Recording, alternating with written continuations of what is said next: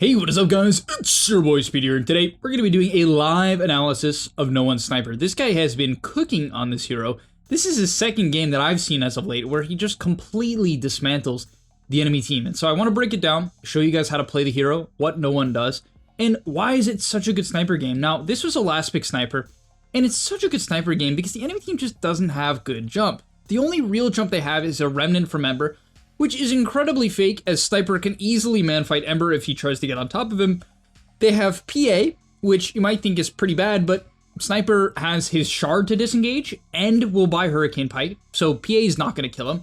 And you might have, right, an Underlord gating in, which, again, not quick enough. And so it's going to be a game where it's just very, very hard to kill the Sniper. They're essentially going to have to catch him out of position. But in a normally structured teamfight where Night Stalker is providing vision and Tusk is frontlining, I don't see a world in which they're easily getting on top of this Sniper without a well-timed smoke. So let's get into the lane, because honestly, this is, I mean, oh, how many runes did they get? They got triple rune, and oh no, they got quad rune. Oh, what? How did this play? Okay, guys, I just want you to understand how bad it is to give up quad rune. How does that even happen? For reference, that is 160 gold across 4 heroes. I mean, what is that? Almost 800 gold? Something like that? I don't know the exact math. It's probably around 800, 850, whatever. Point being is that it ruins the laning stage. Like, shit, I've played many of 4 bounty rune games on both sides. Oh, the Ember is going to get such a late bottle. What happens? Tusk makes the wrap of a century on the bot rune. Night Stalker, I guess, just chads up this rune. What, they get scared? Oh, I see, they didn't get quad, but he denied one.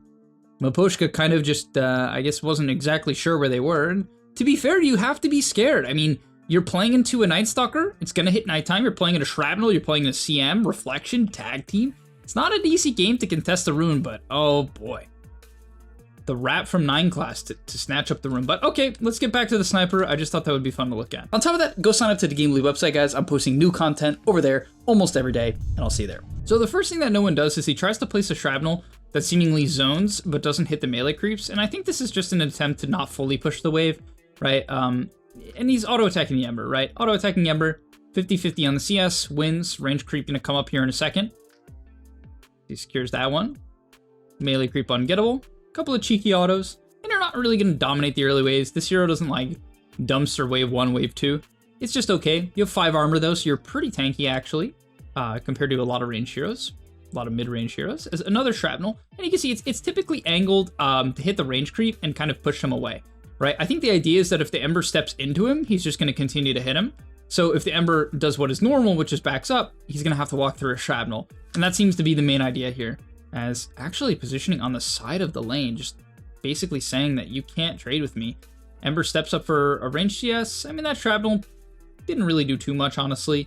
The Flame Guard was active, so it really just, honestly, it didn't feel pretty strong there. Headshot level 2, and this lane really becomes to get hard at level 3 when I mean, honestly, there's 2 options. Shrapnel scales very, very well. He actually instantly skills it, okay. So not going for the headshot. Headshot more than doubles in damage. Shrapnel goes up by about 50%. Right, wow, what a weird Shrapnel. This one is quite odd. I mean, it's just damage? It certainly doesn't kill him. It's also not really going to kill the wave, so a bit of a weird Shrapnel. I don't know what the idea behind that one was. Maybe it's just damage. SK is going to get a melee deny. And I think the big thing here is Ember's bottle's just late. And I can't stress how game ruining it is.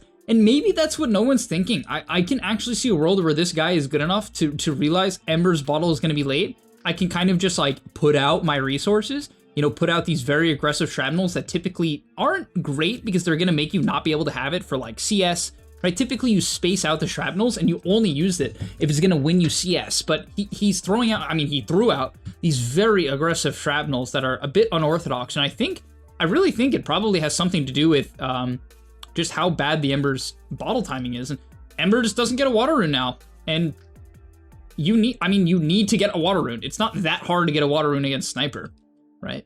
It's typically not that hard, but oh boy. Now he buys a Gloves of Haste, okay? No need for the boots when the Ember really has no pressure on you as he drops. Again, these very, yeah, I mean, these Shrapnels are seemingly what No One just just goes for cover the staircase on the range creep and just essentially saying you cannot walk up, right?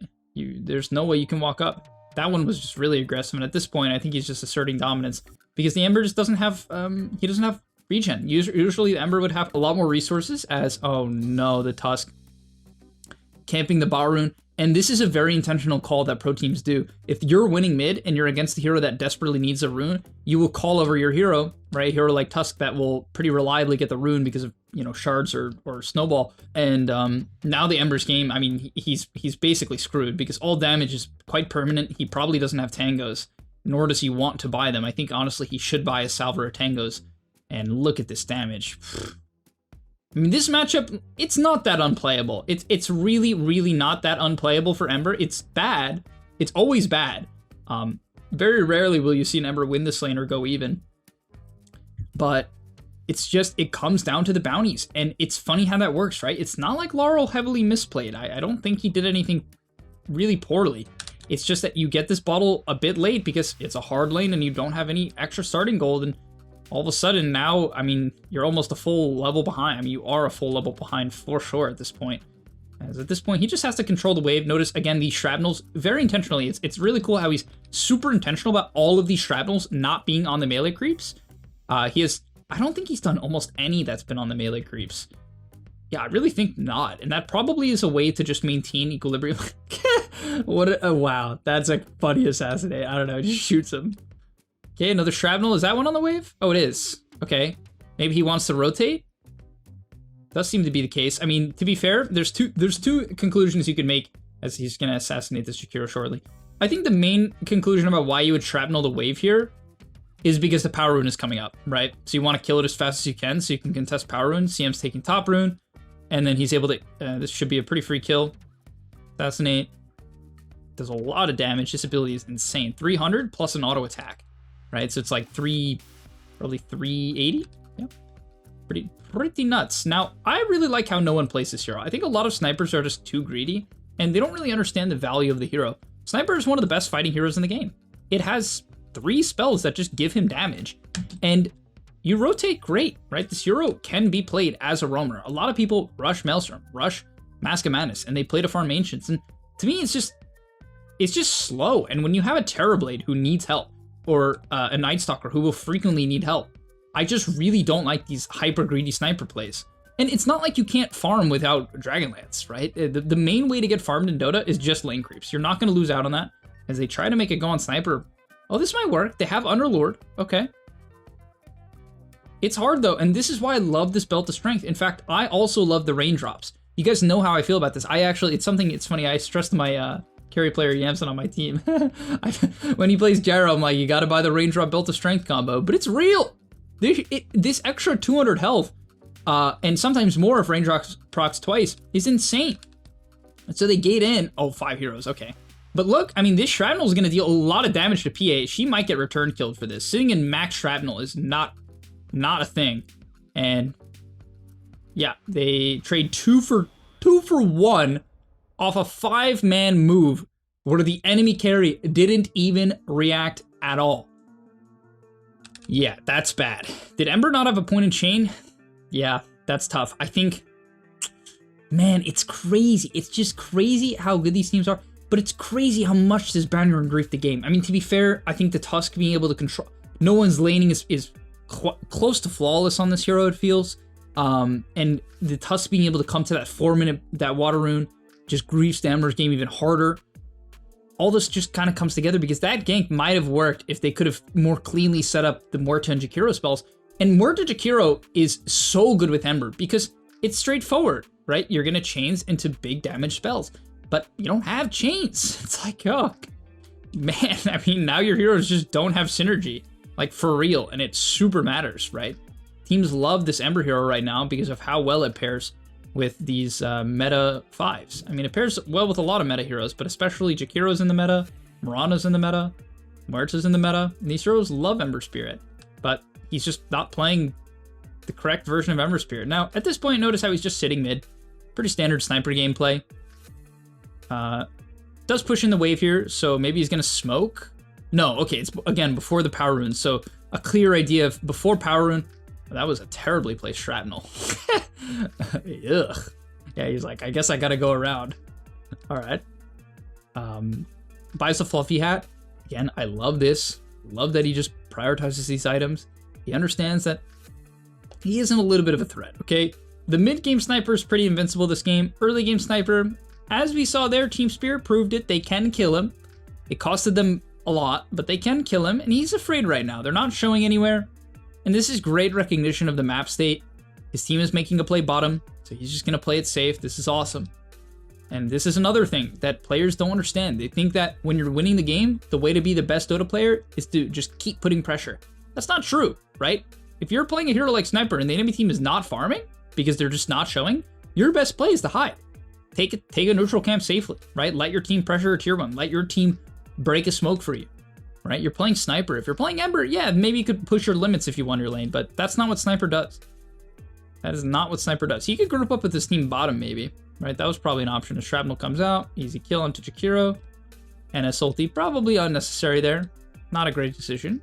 Usually better to hold, and he's rushing Hurricane Pike, and I just love this because against the lack of stuns, Hurricane Pike is a broken item. Forward Staff is one of the hardest counters to chains in the game because you can just stop the follow-up, right? Chains into Ice Path is too slow against Forward Staff. So is Chains into Deadshot. So is Atos from Huerta into Deadshot. So is Underlord Root, right? It is an elite Forward Staff game. A lot of players just wouldn't be able to recognize that. But no one, not a greedy player, understands the purpose of his hero. You deal 1 billion damage by existing. You don't need DPS items. You need to be alive, right? And so many people just buy no health, no mobility in games where health and mobility will make you invincible and deal way more damage. Picks up the regen. Okay. Is farming a little bit. Assassinate onto the Jakiro as they're going to progress through the top side of the map, it seems. Okay, Shrapnel comes through, farming up the Ancient Camp. Back to mid. Has to be a little scared. I mean, there's no Underlord ulti, and he's got his Pike now, so probably not too scared. Shrapnel's out the mid wave.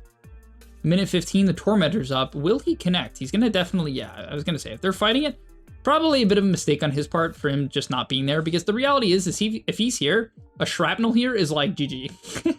You know, like, these staircases are, and it's another reason why I love the Sniper. These Tormentor fights are so good for Sniper, right? It's like a small area. Shrapnel's an elite spell in these type of engagements. As he uses his last Shrapnel. It's a little sad to have only one Shrapnel for the Torm fight. Maybe he could have saved it, the one he used on the midwave, as he's going to assassinate the Underlord. Underlord is a damn tanky. That is a tanky boy.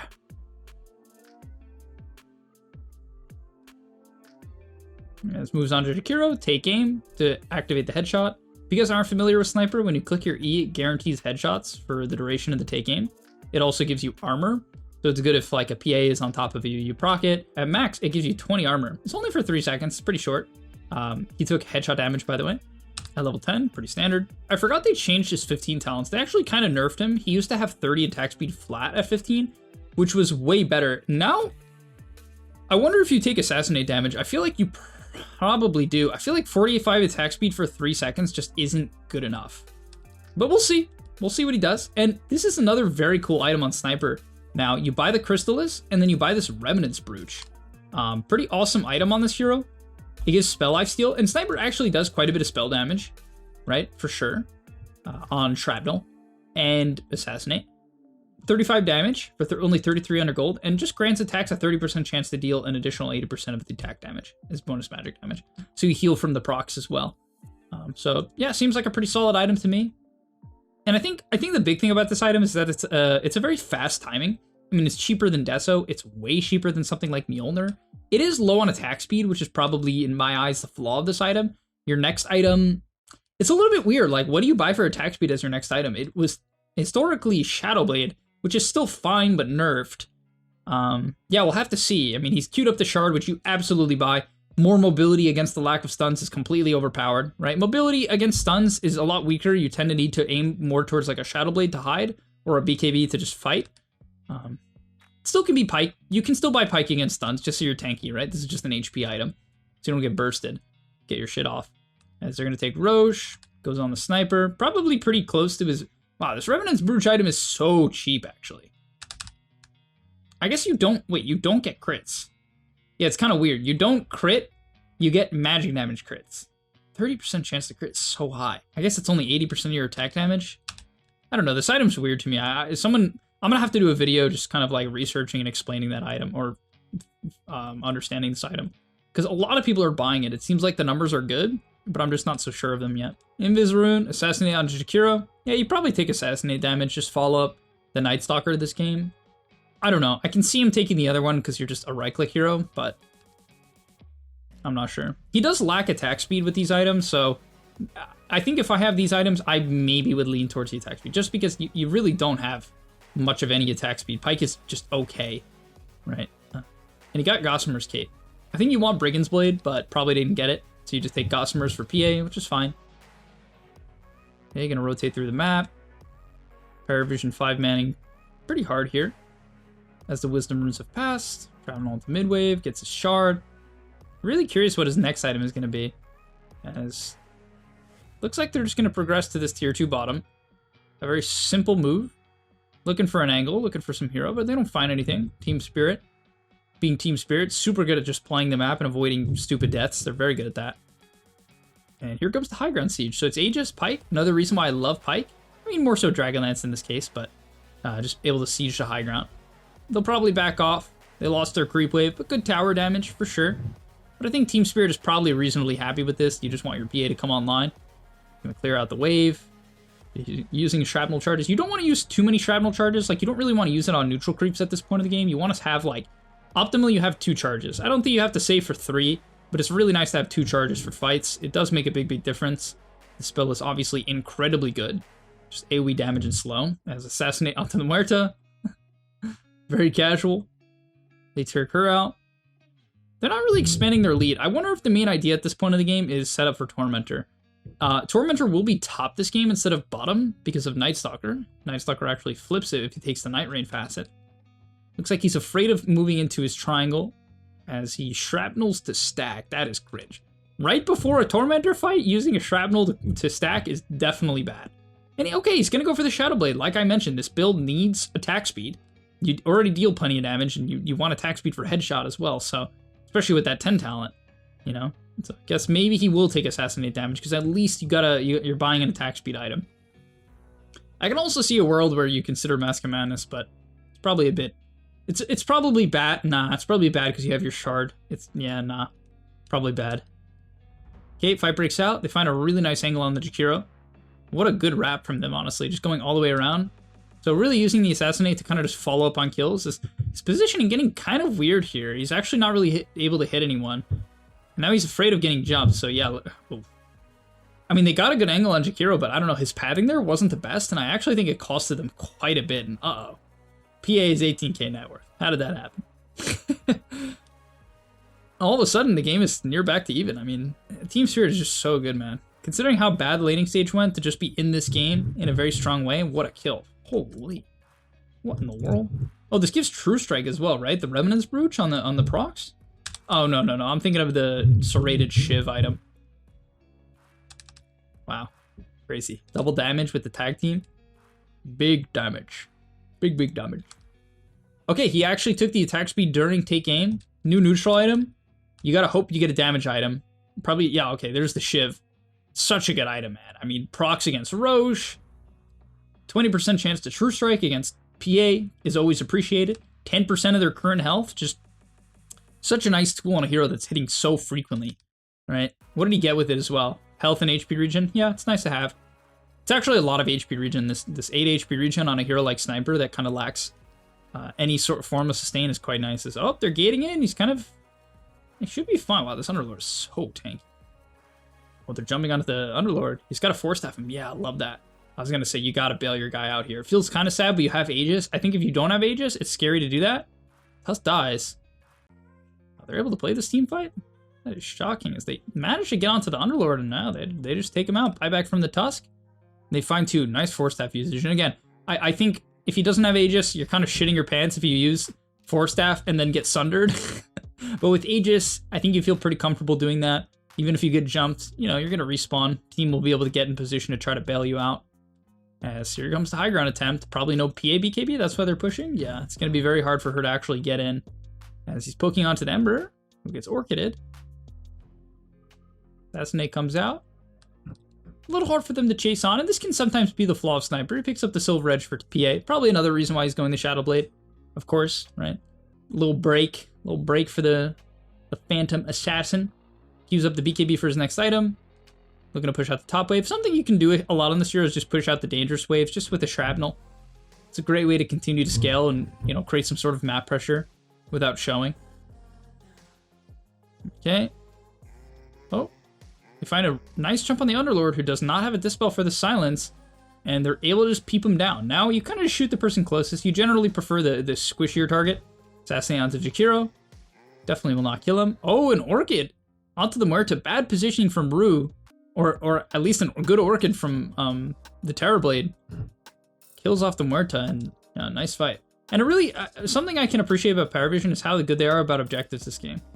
They've taken the Torms, they've taken the Roches, and it's really enabling the Sniper. The fact that they just have these Roches has been quite huge.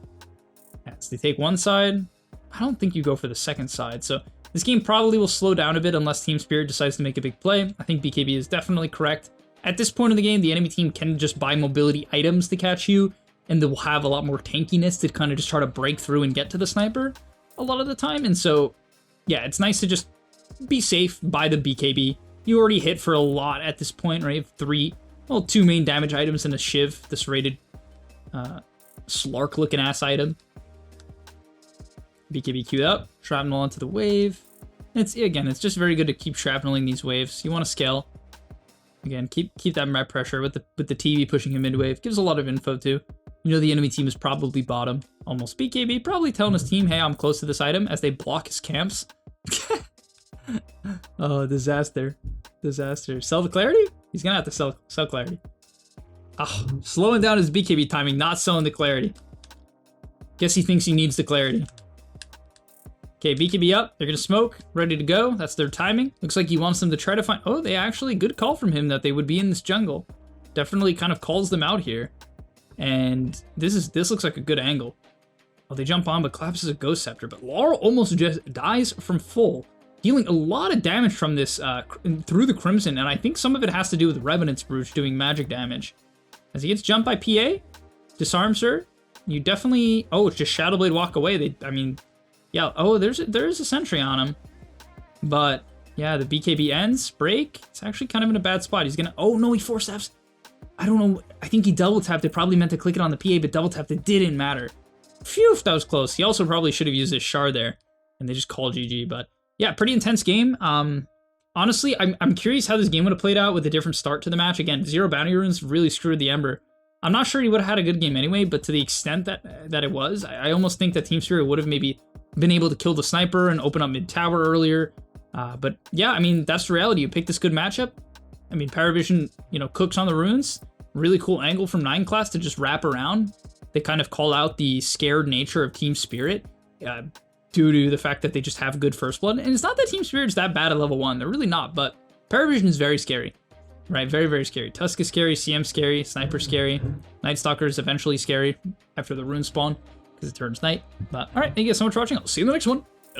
Peace! And that's all, but remember, before you leave, before you tune out, subscribe to the GameLeap website, where we are going to help you get to the next rank. If you're stuck, click the link down below, and I'm out. Peace!